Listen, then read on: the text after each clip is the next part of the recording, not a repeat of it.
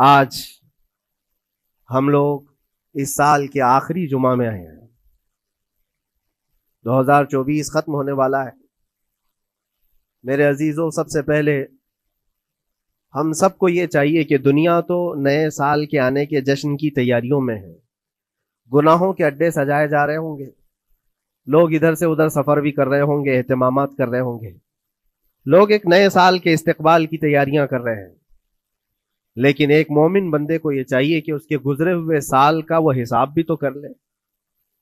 حاسبوا قبل ان تحاسبوا، یہ فرمایا گیا ہے کہ اپنا حساب تم خود کر لو اس سے پہلے کہ اللہ تمہارا حساب لے لے. ہمارے گزرے ہوئے سال کے اندر کتنے دھکے کھائے، کتنی ٹھوکریں کھائی، کیا کیا نقصانات اٹھائے. سب سے بڑی بات تو یہ ہے کہ ہم نے کتنی عبادتیں کی، کتنی ریاضتیں کی، کتنی نمازیں ہماری ضائع ہوئی. یہ اگر محاسبہ کر لے انسان تو شاید ہو سکتا ہے آنے والا نیا سال اس کا بہتر طریقے سے استقبال ہو سکے.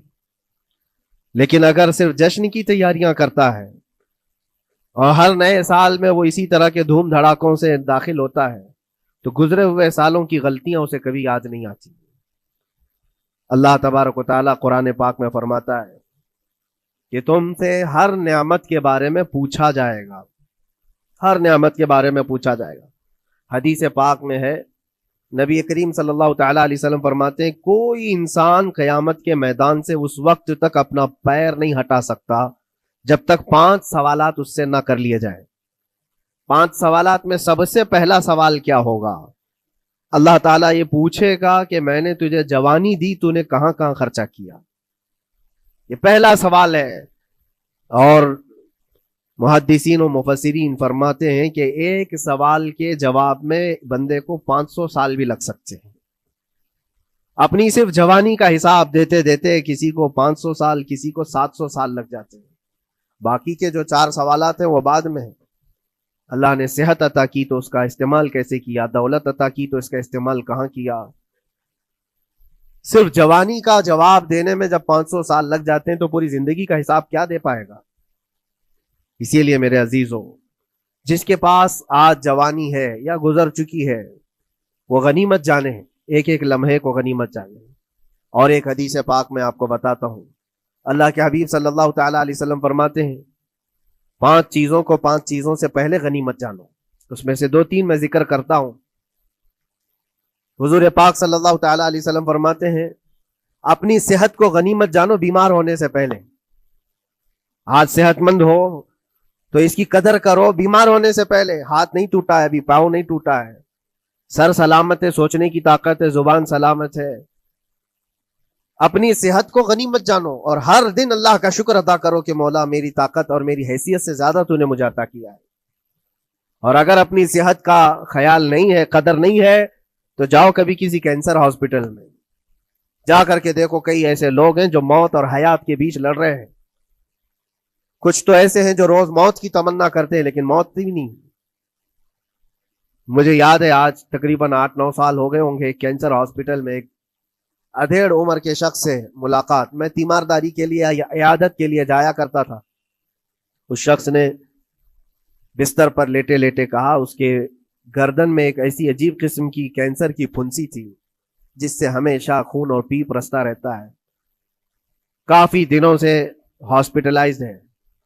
لیکن ایک اس کی جو گڑ گڑاہٹ دیکھا اور ریکویسٹ میں نے سنا، کہا کہ حضرت صرف اتنی دعا کر دے کہ میرا سر اٹھے اور میں سجدہ کر سکوں. اس لیے کہ جوانی میں نے سجدے نہیں کی، اللہ کے عبادت نہیں کی. اور آج شدت سے خواہش ہوتی ہے کہ میں عبادت کروں یا سجدہ کروں، لیکن سر اٹھاتا ہوں تو یہاں سے پیپ اور خون شروع ہو جاتا ہے. اب وہ طاقت نہیں ہے. اس دن میرے دل پہ یہ بات لگی، کیا سچ فرمایا میرے آقا صلی اللہ علیہ وسلم نے، اپنی صحت کو غنیمت جانو بیمار ہونے سے پہلے. کہیں ایسا وقت نہ آئے کہ تم سجدہ کرنا چاہو لیکن تمہارا سر اٹھانے کے قابل بھی نہ رہے، تمہارے پاس وہ طبیعت بھی نہ رہے. ایک یہ تو پہلی چیز ہے. دوسری چیز، نبی مکرم صلی اللہ علیہ وسلم ارشاد فرماتے ہیں کہ تم اپنی جوانی کو غنیمت جانو بڑھاپا آنے سے پہلے. جوانی کو غنیمت جانو بڑھاپا آنے سے پہلے. آپ کو پتا نہیں بڑھاپا کیا ہوتا ہے.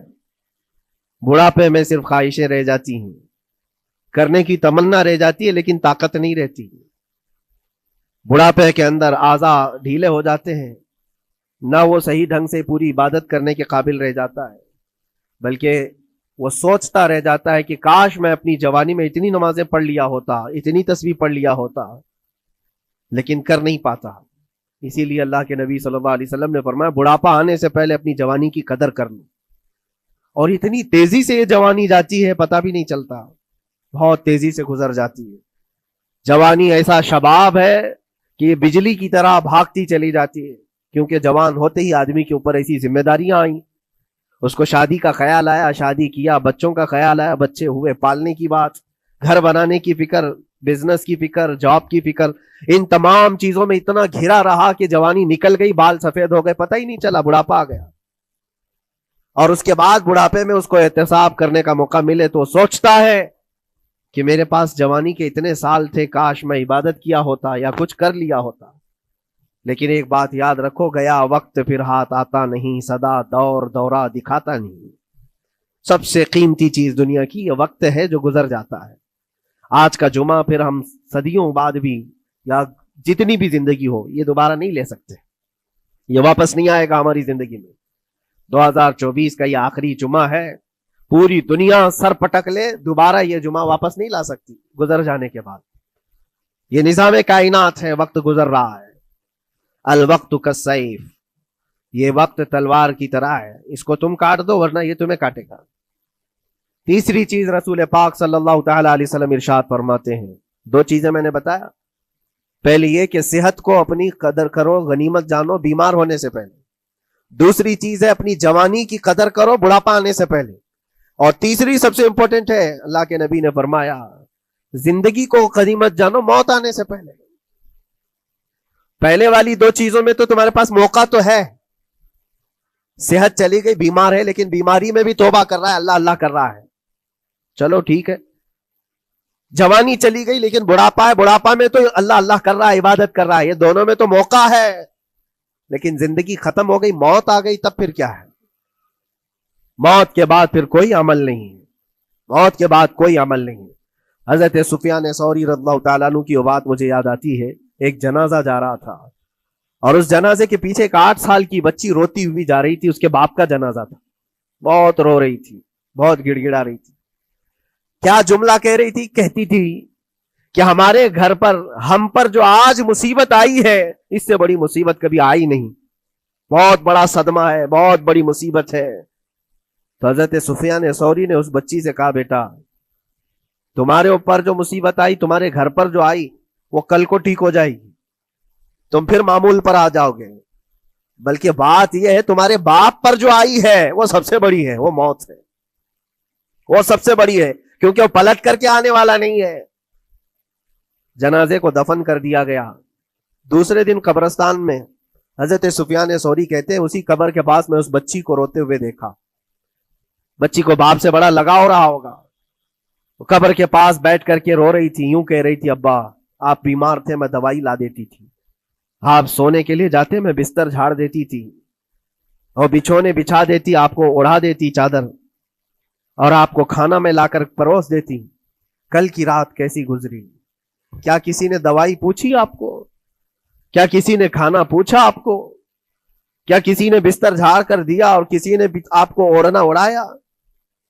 वो रोती हुई अपने बाप से, मरहूम बाप से बातें कही जा रही थी।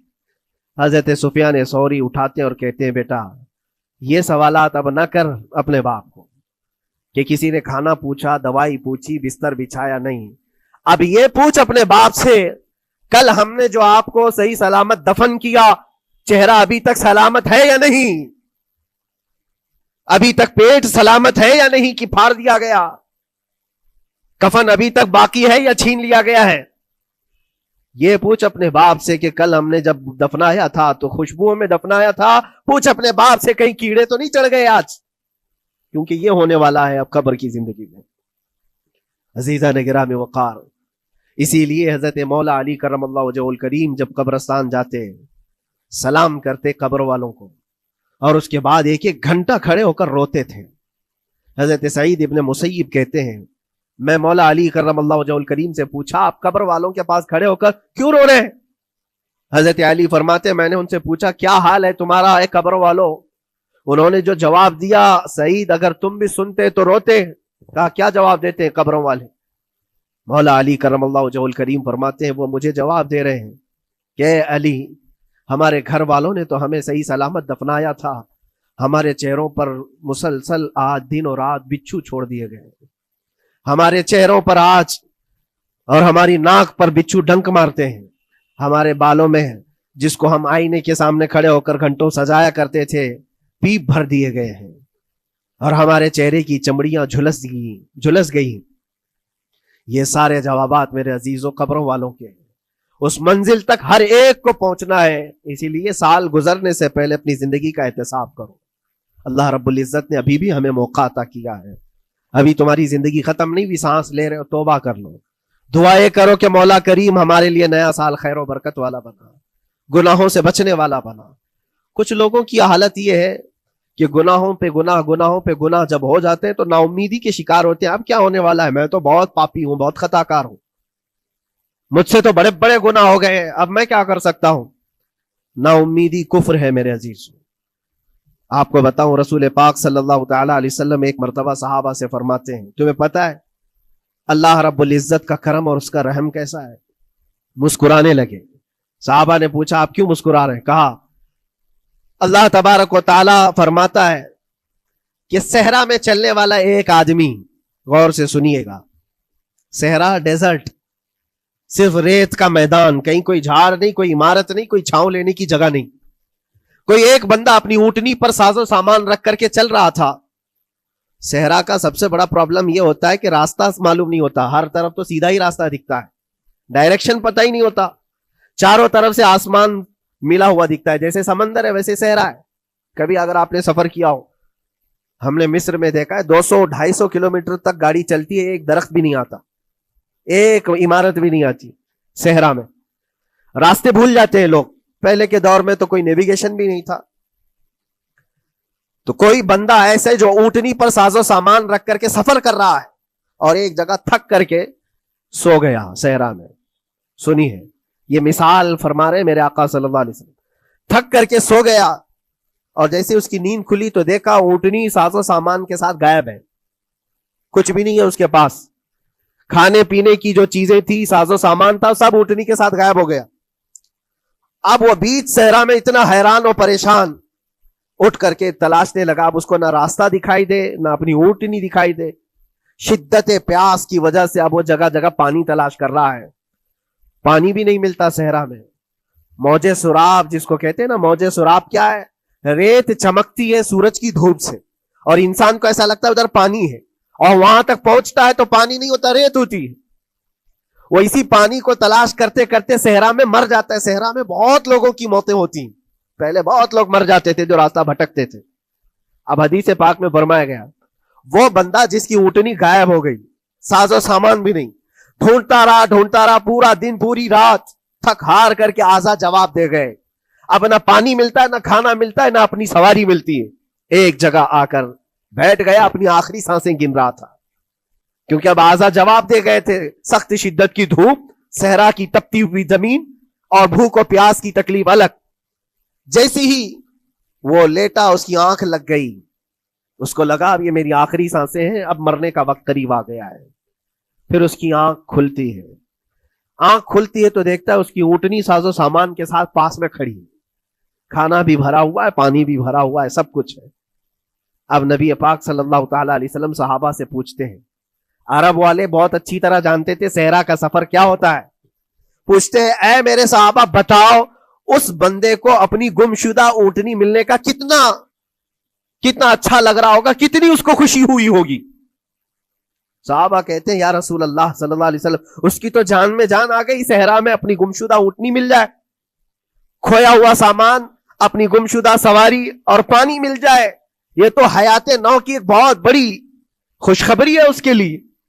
حضور پاک صلی اللہ تعالی علیہ وسلم فرماتے ہیں سنو یہ مثال میں نے بتایا، اسی طرح سے اگر کوئی بندہ گناہوں میں ڈوب گیا ہے، خطاؤں میں ڈوب گیا ہے، کثرت سے گناہ کرتا رہا پھر تھک ہار کر کے ایک دن واپس آ گیا, اللہ کی بارگاہ میں سجدہ ریز ہو گیا, جھک گیا, تو اس گمشدہ اونٹنی کے ملنے سے اس صحرا نورد کو جتنی خوشی ہوئی تھی, اللہ کریم اس سے بھی زیادہ اپنے بندے کے واپس آنے پر خوش ہوتا ہے.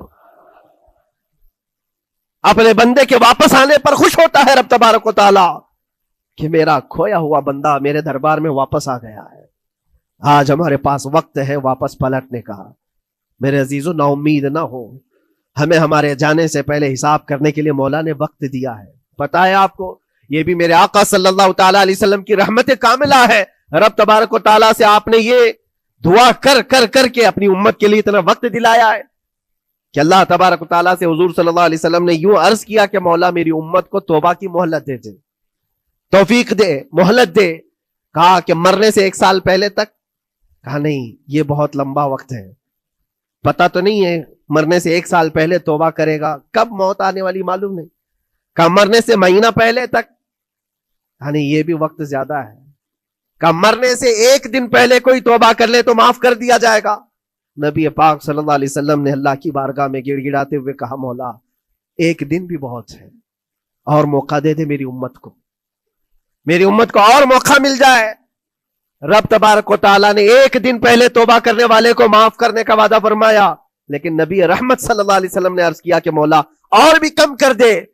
رب تعالیٰ فرماتا ہے موت کا جو گرگرا آتا ہے, یعنی جو ہچکی آتی ہے, فرشتے نظر آنے لگتے ہیں, رب تعالیٰ فرماتا ہے اس سے 1 منٹ پہلے بھی توبہ کر لے میں سب معاف کر دوں گا.